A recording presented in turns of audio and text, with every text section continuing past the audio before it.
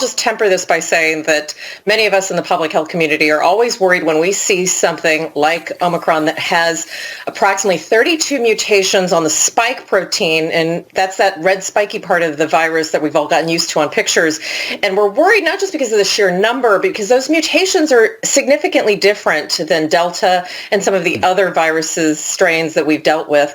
And that set of mutations potentially makes it easier to transmit, easier for the virus to attach, and potentially also for the antibodies that our current vaccines produce to not necessarily neutralize that particular strain. Now, all of this needs to be kind of borne out over the next several weeks to see if that's true. We're going to see some of those studies over the next 2 weeks. But until then, you see some of these rather crude precautions being taken on travel.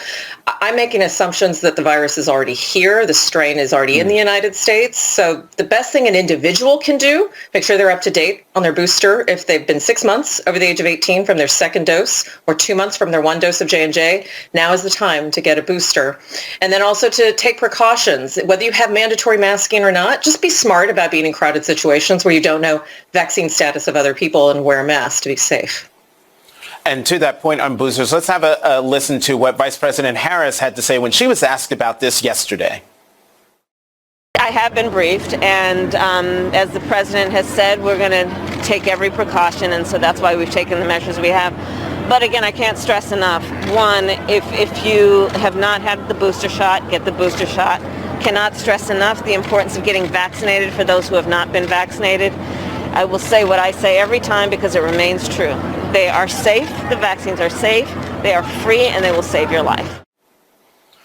And so there you have the Vice President echoing your point about the boosters. But I want to get your thoughts on, because I think you alluded to this in your initial answer, about the travel restrictions that are being put in place. And you have African nations now saying that they're being unfairly punished over the new variant. Mm-hmm. Are the travel bans an overreaction, do you think?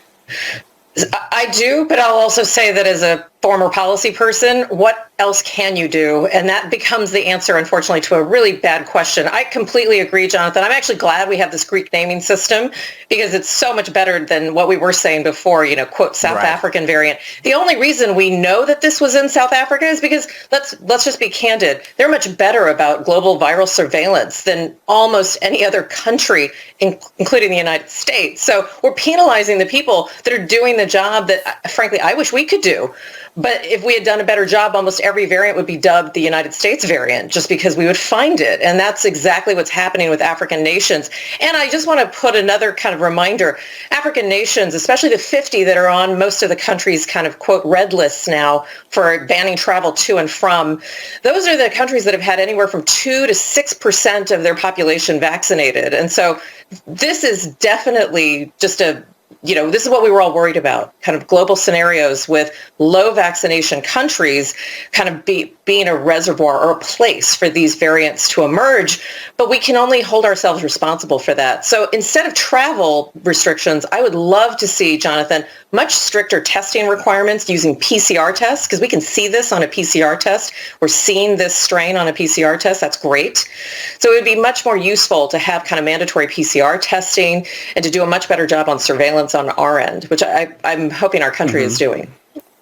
Dr. Patel, I'm telling you this, and it's also a way of telling the folks in the control room, I want clipped what you just said about South Africa. They're so much better at surveillance, and that's why we know about Omicron.